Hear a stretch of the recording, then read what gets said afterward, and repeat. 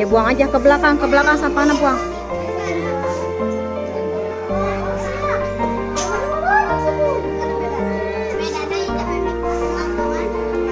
Yang bersih sampahnya ambil. Ya buang aja ke belakang sampahnya buang.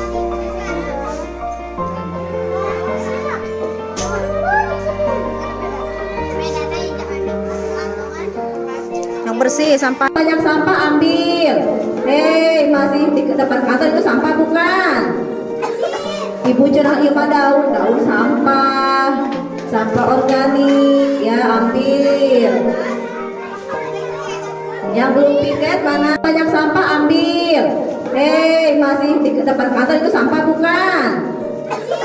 Ibu cerah iba daun sampah organik ya ambil. Pagi nih Ken, silakan masuk, silakan duduk nih Ken. Ya Bu. Nih Ken, apa nih Ken tahu alasannya kenapa nih Ken Ibu panggil ke sini? Mungkin karena saya tidur di kelas, Bu. Ya, itu nih Ken menyadarinya. Nah, setiap manusia itu pernah melakukan kesalahan, termasuk Ibu juga. Tapi setiap tindakan itu pasti memiliki alasan tertentu. Nah, sekarang Ibu mau tanya, kenapa Niken tidur di kelas saat pembelajaran berlangsung? Saya capek, Bu. Soalnya saya semalam begadang. Oh begitu, Niken begadang ya? Apa Niken masih ingat dengan keyakinan kelas kita? Masih, Bu. Nah, kalau masih ingat, yang Niken langgar tentang keyakinan kelas kita apa ya? Bertanggung jawab. Ya.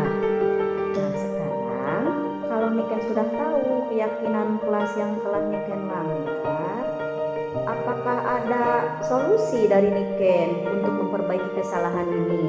Iya, Bu. Saya meminta maaf karena saya tidur saat belajar. Saya janji tidak akan mengulangi. Ya, begitu. Sudah sehat? Zahra tahu tidak alasannya kenapa dipanggil ke sini? Ya, itu Zahra sudah tahu.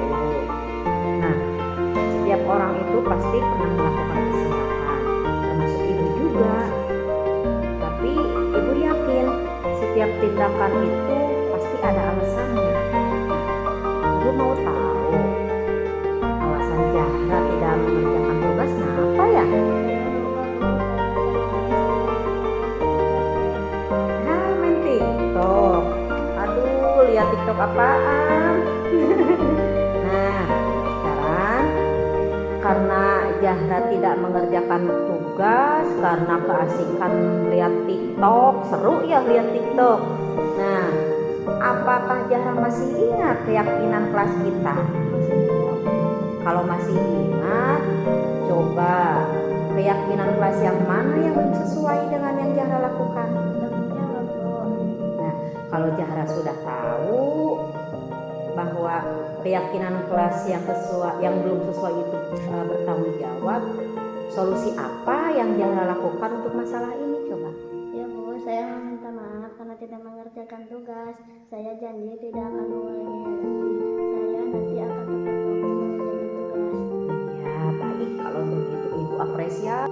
Bukan positif yang beliau laksanakan untuk menunjang bukan positif yang beliau laksanakan untuk menunjang bukan positif yang beliau laksanakan untuk menunjang bukan positif yang beliau laksanakan untuk menunjang. Bismillahirrahmanirrahim. Assalamualaikum warahmatullahi wabarakatuh. Alhamdulillahirabbil alamin wa bihi nasta'inu ala umuri dunya waddin wa ala alihi washabbihi ajma'in. Amma ba'd.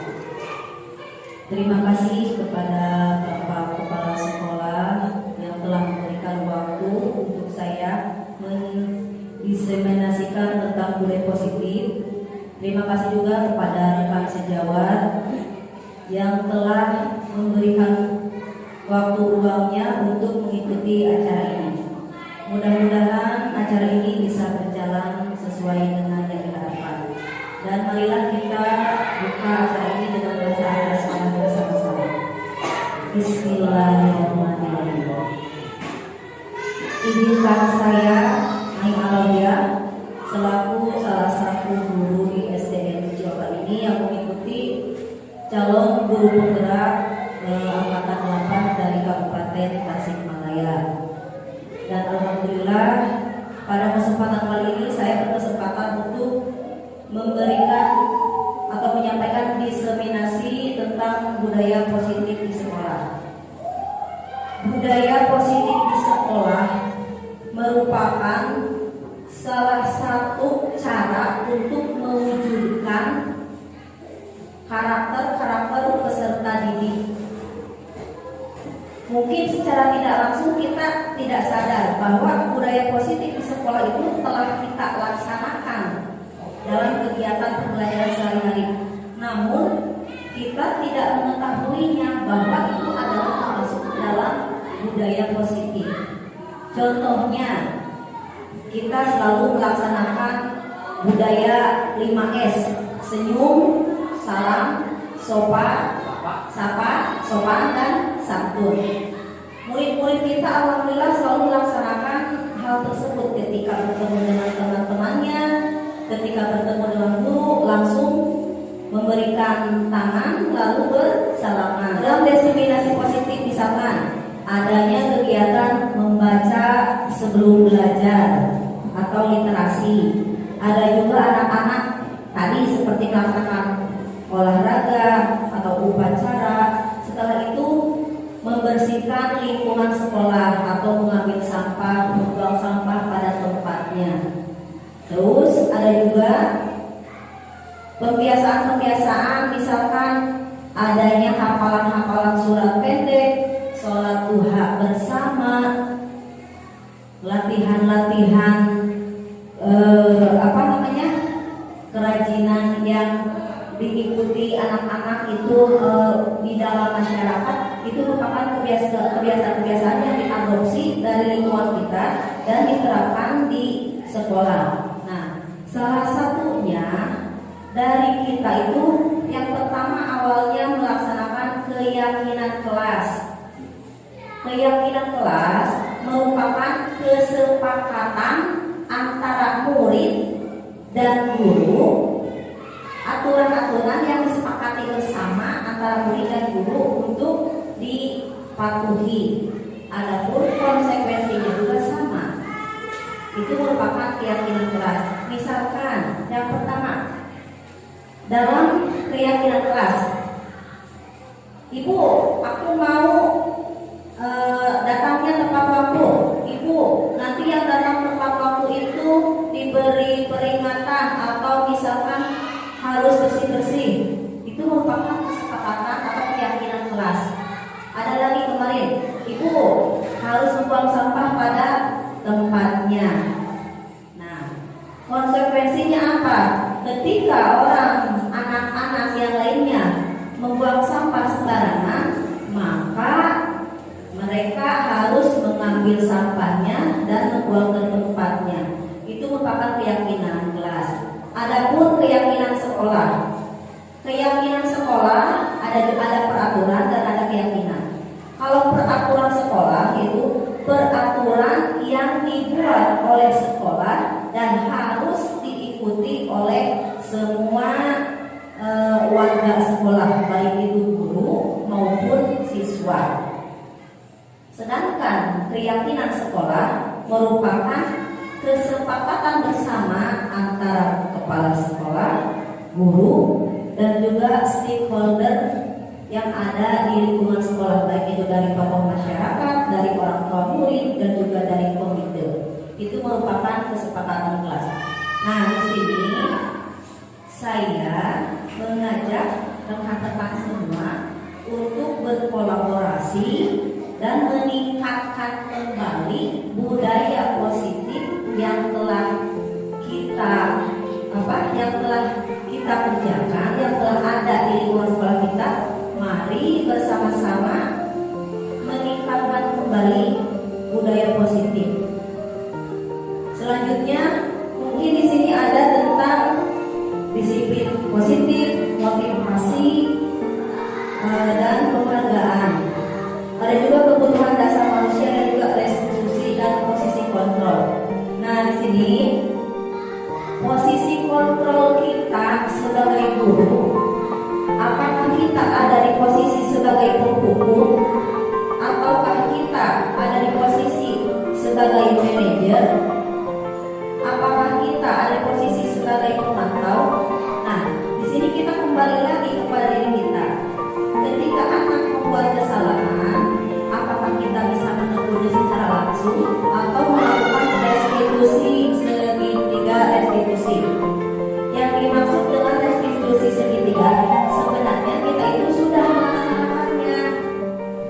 Contohnya, ketika ada anak yang melanggar, Pak Dede panggil, tadi enggak, anak dipanggil ke kantor, lalu ditanya, apa masalahnya? Misalkan kemarin dia berantem dengan si Bagas, ditanya, kunaon Pak saya? Itu merupakan salah satu cara restitusi, yaitu tentang identitas. Setelah identitas, validasi data. Ternyata ada kesalahan-kesalahan setelah mengetahui validasi data, maka kita guru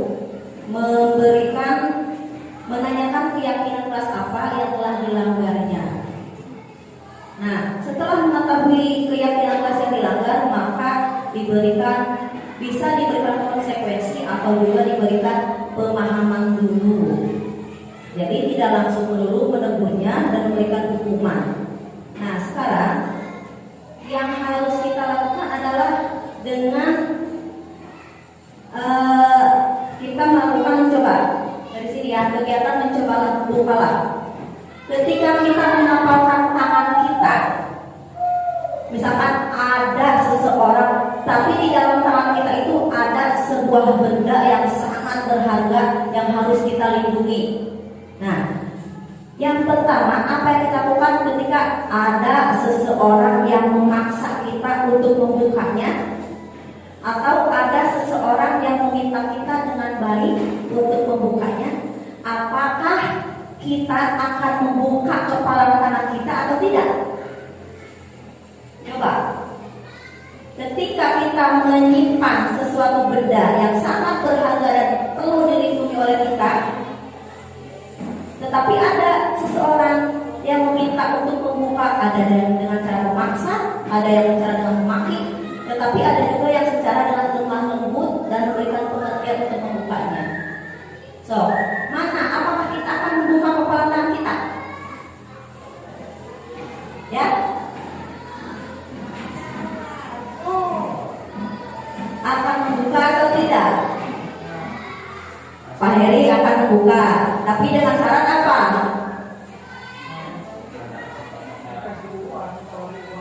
Oh, katanya Pak Heri mau dibuka asal kita mau uang. Terus, tetapi saya memilih tidak membuka. Itu kembali lagi ke diri kita. Ada yang dengan cara dibuka, tetapi karena apa? Diancam. Ya, karena rasa takut.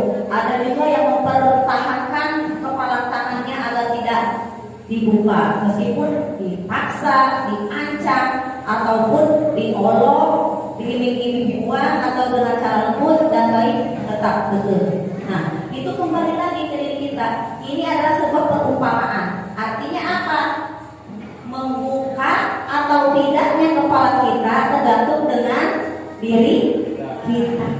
Berarti posisi kontrolnya ada di kita. Dibuka juga yang kumaha kurang. Itu kembali lagi ke diri kita.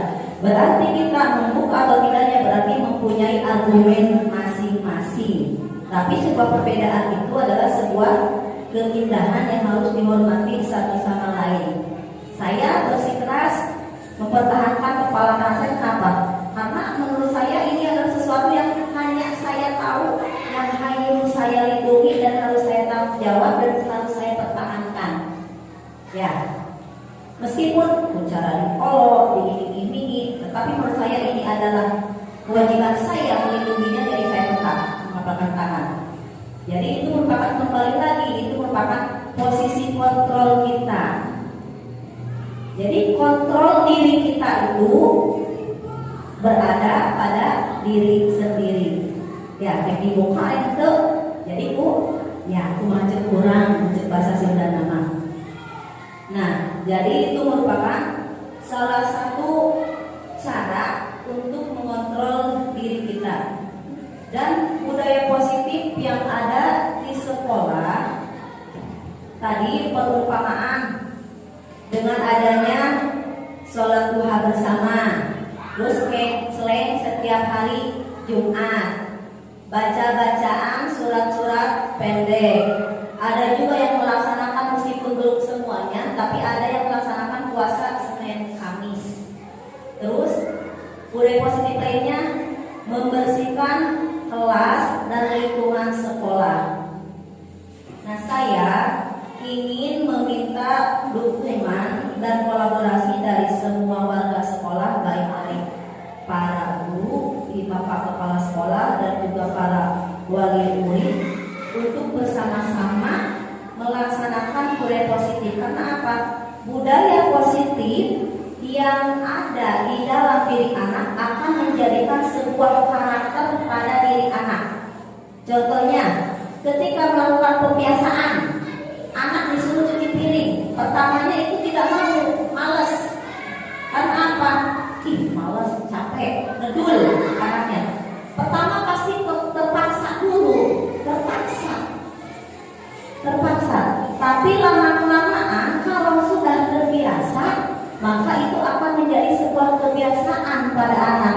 Yang dimana kalau ditinggalkan itu akan menjadi sebuah rasa tanggung jawabnya itu hilang. Jadi Abi ada cuci piring, pas lihat piringnya kotor, pasti anak tersebut akan langsung membersihkan piringnya tersebut. Karena apa? Itu adalah suatu yang pembiasaan yang sudah menjadi karakter. Karakternya apa? Adanya karakter tanggung jawab. Terus, misalkan kita mau melaksanakan disiplin, budaya positif disiplin.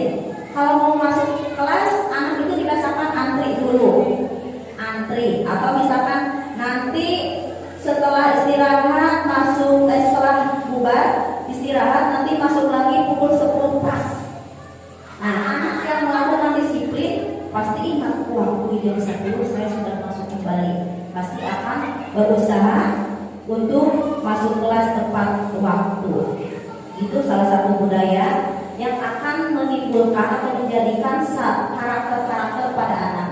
Dan karakter akan membawa anak untuk mengembangkan minat dan bakatnya. Jadi di sini kita sebagai seorang guru harus menjadi guru yang menuntun dan mengarahkan anak sesuai dengan kodratnya. Kalau anak tersebut minatnya pada seni, kembangkan seninya. Anak tersebut minatnya pada olahraga, kembangkan olahraga. Jangan yang suka seni dipaksa untuk olahraga. Atau bahwa anak tersebut istilahnya punya perbedaan, tapi kita memaksa. Kita jangan menjadi orang yang memaksa, baik itu di rumah ataupun di sekolah. Kita bisa sebagai orang tua ataupun sebagai guru tetap harus mengikuti karakter anak dengan melihat potensi yang ada pada anak, lalu kita tuntun dan kita kembangkan agar anak bisa lebih bahagia dalam mencapai apa yang diinginkannya.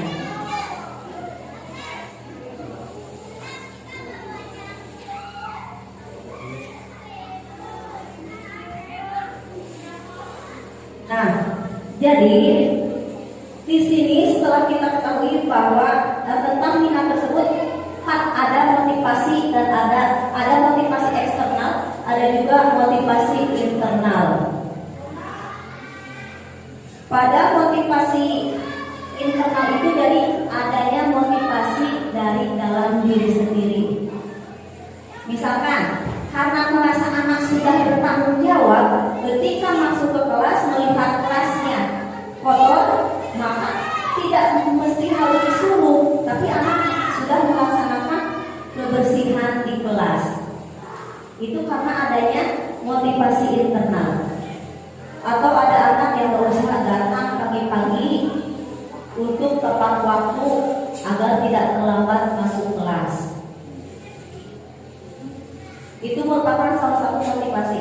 Nah, bagaimana cara kita sebagai orang tua dan guru untuk menumbuhkan motivasi internal tersebut? Ya, yang pertama tadi anak-anak diberikan pemahaman, juga diberikan pembiasaan-pembiasaan yang akan menjadikan sebuah karakter pada anak. Karena dari pembiasaan-pembiasaan akan menumbuhkan anak itu menjadi lebih baik. Misalkan, kalau tadinya awalnya itu anak sudah terbiasa melaksanakan hal-hal baik, anak tidak mesti disuruh karena sudah pasti anak melaksanakannya. Nah, sekarang bagaimana cara kita menumbuhkan? Jadi kita ikuti, kita dekati anak tersebut, lalu apa yang disukai oleh anak tersebut. Misalkan, lalu kita dukung apa minat dan bakat anak, kita dukung dan kita kembangkan. Karena apa? Itu merupakan potensi yang sangat luar biasa untuk anak-anak kita. Motivasi dari kita itu sangat mendukung terhadap karakter anak. Di sini tentang budaya di rumah dari sekolah itu tidak harus berseberangan, tidak mesti berseberangan. Karena apa? Ketika anak melaksanakan budaya positif di sekolah, maka di rumah juga sama. Bangun jam 5, setelah jam 5 anak-anak mandi. Coba kalau setelah anak-anak mandi habis sarapan di rumah biasakan dulu sholat duha. Kan sholat duha tidak mesti satu kali, bisa beberapa kali. Kalau misalkan di rumah sudah, nanti di sekolah boleh lagi. Itu kalau misalkan di sekolah belum, bisa di rumah. Itu merupakan kebiasaan. Atau misalkan ketika pulang sekolah anak-anak di rumah biasanya lempar tas, itu umum, langsung ke kamar, ke kasur dilempar itu tas. Tapi ketika anak sudah mulai memiliki budaya positif, rasa tanggung jawab, pasti tas tersebut disimpan di tempatnya. Buka baju, disimpan bajunya di tempatnya, digantungkan, tidak harus dilempar-lempar. Sebab apa? Itu merupakan pembiasaan budaya positif yang diterapkan di rumah. Nah, di sekolah juga sama. Misalkan dalam budaya positif di sekolah tadi, anak-anak itu dibiasakan untuk melakukan menjaga kebersihan atau menolong sesama teman. Jadi ketika ada teman-teman yang jatuh ketika bermain bola, karena mereka sudah ada rasanya sayang dan saling menyayangi dan saling tolong-menolong, maka anak tersebut akan menolong. Atau misalkan ada teman-temannya yang tidak membawa pensil, mereka akan meminjamkan pensil. Itu adalah salah satu karakter yang harus didukung oleh kita. Kemudian dalam pengembangan budaya positif, kita juga harus memotivasi anak-anak, tidak harus dengan cara mengiming-imingi hadiah. Karena apa? Hadiah itu ada sisi negatifnya. Ketika anak-anak selalu diberikan hadiah itu, yang pertama mungkin satu, ada kecemburuan sosial untuk yang tidak mendapatkannya, dan yang kedua itu merupakan salah satu hukuman yang tidak terasa oleh kita. Hadiah bisa diberi, atau misalkan kita hanya bisa memberikan motivasi melalui kata-kata. Ih, anak ini sudah baik. Hari ketika anak bisa menangis nada di kelas, anak gulingan, kita tidak harus memarahinya, tetapi kita harus mendekatinya. Terus kita harus mengetahui apa yang mereka inginkan. Nah, jadi sini ada kalimat yang mengatakan bahwa dihukum oleh penghargaan. Nah, bahwa penghargaan berlaku sama dengan hukuman, dalam arti meminta atau membujuk seseorang melakukan sesuatu untuk memenuhi suatu tujuan tertentu dari orang yang meminta atau membujuk. Berarti ini adalah dorongannya karena motivasi eksternal dan faktor ketergantungan. Nah, jadi anaknya, saya mau menjadi juara lagi karena nanti saya akan dapat hadiah. Atau gini, kalian harus tamat puasa. Oke, ibu dikasih hadiah kalau lebaran. Nah, secara tidak sadar itu kita adalah memberikan faktor ketergantungan kepada anak tersebut. Dalam posisi ini apakah ada yang mau menyampaikan atau memberikan tanggapan tentang budaya positif yang telah dilakukan di sekolah kita? Terus apalagi mungkin ada rencana tambahan budaya positif yang akan dikembangkan? Ya, seperti sekarang kita akan lebih mengembangkan lagi tentang ekstrakurikuler pramuka, karena yang saya pahami di pramuka itu merupakan salah satu pembentukan baik itu dari segi tanggung jawab, disiplin, dan juga menumbuhkan motivasi belajar yang sangat baik.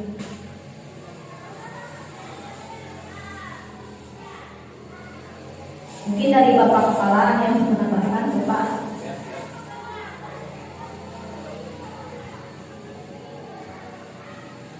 Terima kasih kepada Ibu selaku peserta CGP atau Guru Penggerak Angkatan 8 yang sudah memberikan paparannya tentang diseminasi dalam budaya positif di lingkungan sekolah. Terus terang, saya pribadi merasa bangga dan salut kepada Bu Ai. Banyak kesibukan positif yang beliau laksanakan untuk menunjang kegiatan yang positif untuk dilaksanakan di sekolah SDN Jombang. Dari saya mungkin memberikan paparan atau masukan ya. Terus terang, kegiatan positif ini ya, budaya positif perlu sekali ditingkatkan karena atas dasar budaya yang positif seperti itu memberikan dampak yang luar biasa khususnya bagi peserta didik. Karena apa? Dari sejak ini diolah atau dipelajari atau dilaksanakan dengan sepenuh hati, insya Allah anak tumbuh dewasa nanti dalam menata kehidupannya akan lebih baik. Itu merupakan modal utama karena karakter paling utama adalah menjaga sikap sopan santun kepada guru, orang tua dalam kehidupan sehari-hari. Insya Allah kalau karakter sekarang anak dibawa istilahnya dilatih untuk dibiasakan begitu, kedepannya akan menjadi lebih baik. Itu mungkin dari saya Bu. Cukup sekian. Assalamualaikum warahmatullahi wabarakatuh.